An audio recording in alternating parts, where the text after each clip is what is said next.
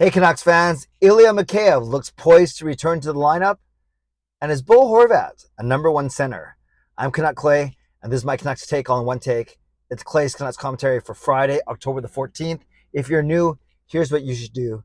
Hit the subscribe button now for daily Canucks insight that's positive, timely, and trustworthy. Thanks to all of you. Join me for my live stream last night at 11 p.m. Now it's Friday, Saturday, so I take a bit of a break.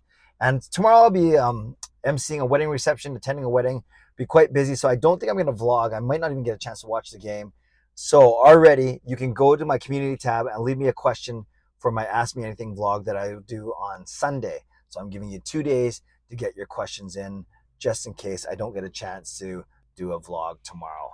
So the Canucks are in Philadelphia playing against the Philadelphia Flyers.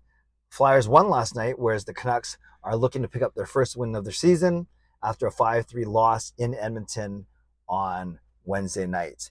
And I think the only change you're going to see in the lineup is forward Ilya Mikheyev coming back into the lineup, which is great. It was scary when he had that lower body injury. People speculated knee, ankle, foot, whatever it is. But thankfully, it looks like he was only going to miss one regular season. And with Besser not missing any regular season games, at least the injury front with the forwards was pretty good. Still waiting on Dermott and Myers on the back end. So goaltenders, Thatcher Demko, backed up by Spencer Martin. Defensemen, probably going to go with the same six. Hughes with Shen, OEL with Pullman, and then Stillman with Burrows. That means Jack Rathbone is your extra. That means Dermott and Myers are still injured. Up front, they're going to keep Miller, Pearson, and Besser together. They didn't have a great game against Wednesday, but against Wednesday. Yeah, they played against the day of the week. They didn't have a great game on Wednesday against the Oilers, but we'll see how they do tomorrow. Then the second line, which is the most intriguing line to me, and the line I got excited to see during the preseason, that full period I got to see until Mikheyev got hurt, Pettersson with Kuzmenko and Mikheyev. I really like the look of that line. I think they're the line that's going to maybe drive the team even more so than the Miller line. So PD, Kuzmenko, and Mikheyev. Got a glimpse of it in the preseason. Now we'll see it for real. Third line of Horvat, more on him in a second, Garland and Podkolzin. And a fourth line with Neil Zaman between Dakota Joshua and Curtis Lazar. That means if Mikheyev gets in, that means Höglander will likely be pushed out. Höglander did not have a good game on Wednesday. Missed a lot of chances. Also gave the puck over a lot. Remember, only a third-year player, but still. I'm not sure if Höglander is going to get in the lineup. We will see. Although he did practice on the second power play unit, so I'm not sure if that's just in case Mikheyev can't be ready. I'm not sure. And then it looks like Sheldon Dries will be also an extra forward. So the Canucks are carrying 2 extra forwards and 1 extra D-man. So that's how the Canucks will likely line up tomorrow. If the one change we look for is Mikheyev to come in and Höglander to come out. And I can't wait to see what Mikheyev does on the pound to kill, what he does at regular strength, just using his breakneck speed to open things up for the Vancouver Canucks.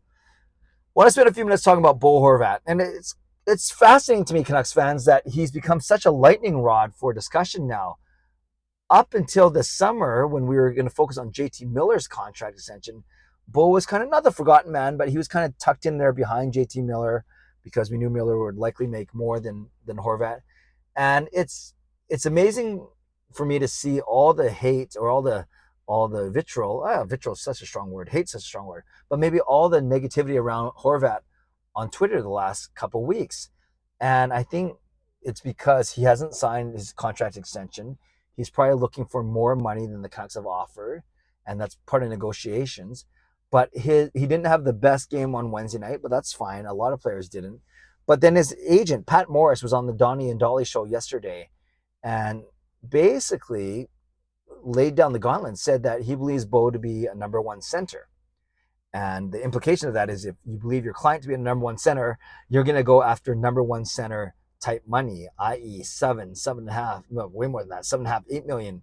Look at JT Miller, classified as number one center. He's going to get $8 million for the next 7 years. So kind of Pat Morris drew the line in the sand, and he basically admitted that they haven't talked in a few days and that they are still there's still quite a gap between the two sides. Now that doesn't mean a deal won't get done. It doesn't mean that that Bo's on his way out of Vancouver, but it is a little bit surprising to me that it got to this point. Maybe the new management still wanted to. Maybe they simply put Miller set Miller as a priority over Horvat. Maybe they still want to see what they have in Bo Horvat because they haven't been around. They haven't seen how well he's played, how he leads in the community, so on and so forth. Quite frankly, maybe they're looking at recouping assets for Horvat instead of re-signing him. So there's all these things that I think were a little bit unthinkable last season or last year at this time. And full disclosure, Bo Horvat is my favorite current Canucks player. I like a lot of Canucks players, but Bo has always been gracious to me. I've written songs about him. I've met his father. Sean got to caddy for him 5 years ago at the Jake Milford tournament. So there's a lot of reasons why I do indeed like Bo Horvat. So if I like him, I want him to do what's best for him as well. I'm not at all saying that he's destined to leave or going to leave the Canucks, but my prediction of contract would be done before the regular season started. Obviously, that did not come to fruition. One other thing, and then let's talk about actually 1C versus 2C versus 3C. Canucks fans know that they're up against it when it comes to the cap. They always are, thanks to Benning. But Kuzmenko, he's going to need a new contract next year. And imagine that he lights it up 50, 60 points. He's going to want a massive raise over his $900,000 contract. So it might not be $5 or $6 million, but maybe it's $4.5 million. Maybe that's what Kuzmenko will want. And then if you want to combine that with Horvat, you're going to need about $11 or $12 million for the two of them. And the Canucks simply don't have that unless they make other moves. So we get the money crunch with this team. Now, Pat Morris, Horvat's agent, said he's a 1 or 1A or 1B, but basically that Horvat's position starts with a 1, that he's a 1C in this league. So my question to you, Canucks fans, is do you truly consider Bo a 1C? For me, he's a 2C. He was tucked in behind Henrik when he got here. As Henrik was winding down his career, Horvat was still tucked behind Henrik. Henrik was the number 1 center. And then when the Lotto line was a thing, you'd say Bo was the number 2 center behind Petey, who was the number 1 center, and Miller was on the wing. But what's changed in the last 2 seasons, Miller has played a lot at center, so much so where Boudreau likes him at center, and your team simply looks a lot stronger with Miller at center. So if you put them, when usually we list lines and look at the depth chart, it looks like Miller's the 1C, Petey's the 2C, getting paid like one as well, $7.3 million. And then Horvat realistically could be the 3rd C. Now, I think that would make Horvat undoubtedly one of the top 5 third centers in the league, but that's Pat Morris's point, is he's better than a 3rd center. Pat Morris sees him as a first line center, and therefore he wants Horvat to make 1st C type money. Now, I don't worry so much about who plays with who, because I don't think that determines what if you're a 1C, 2C, or 3C, because you could argue that Garland and Podkolzin, Horvat's line mates right now, if you argue that those are second line wingers, and you could say Kuzmenko and Höglander last game, or Kuzmenko and MIKHEYEV now, as I just talked about, maybe they're not much better. They're also second or third line wingers as well. So I get that they're listed that way. Maybe Boudreau doesn't look at it as a 1, 2, 3, 1C, 2C, 3C, but obviously you can only list things a certain way. And even when they run line rushes, it looks like Horvat is the 3rd center. So I don't know where this is going to go.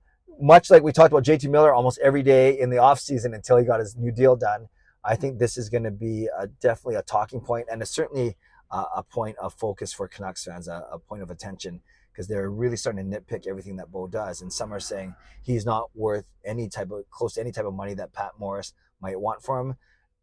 And others are on both sides are saying, why on earth would Bo even consider taking a hometown discount when this team is not close to winning?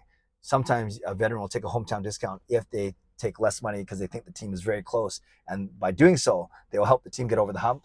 But I wouldn't say that the Canucks are in that position just yet. So what do I say? I say Horvat's a decent second line center. I definitely don't call him a first line center, and if he's in the 3rd C, then that's a luxury for the Canucks. So I would call him a 2C, and a 2C money to me is $6 to $7.5 million, but nothing north of that. So we'll see how it goes. Canucks fans, I'd love to know your thoughts on Bo Horvat. Where do you slot him? What do you classify him as? And where do you think this is going to go? Shout out to my sponsors, Van City Experts Real Estate, and Perform and Transform Personal Training and Weight Loss. Thank you, legendary Lucas Gates, legendary Just Incredible, legendary Andrew Chang, and thanks to Hall of Fame and franchise members as well. And thanks to all of you for continuing to support me on this channel. Whoa, the truck came very close to me. As always, I invite you to subscribe if you'd like to like this video if you like to leave a tip, a super thanks if you like to become a member or upgrade if you like to, and definitely leave a comment down below if you like to. Tell me what you think about Bo Horvat and what he's worth in your eyes to this team. Finally, if you made it this far into this video, 11 minutes in, talking about MIKHEYEV, talking about Horvat, talking about the Canucks, and yeah, if I'm not going to vlog tomorrow, we got to see a win. So also in the comment section, then simply put down your score prediction and first goal scorer. I'm going to go 4-2 Canucks, as I always do. And I'm going to say Bo Horvat, because we just talked about him for about 7 minutes. I'm going to say Horvat scores the first goal for the Canucks. So that's what you can do in the comment section today, is leave me your predictions for tomorrow's game. Okay, friends, stay safe, stay healthy, take care of yourselves, and take care of each other. Have a great day. God bless, and go Canucks go.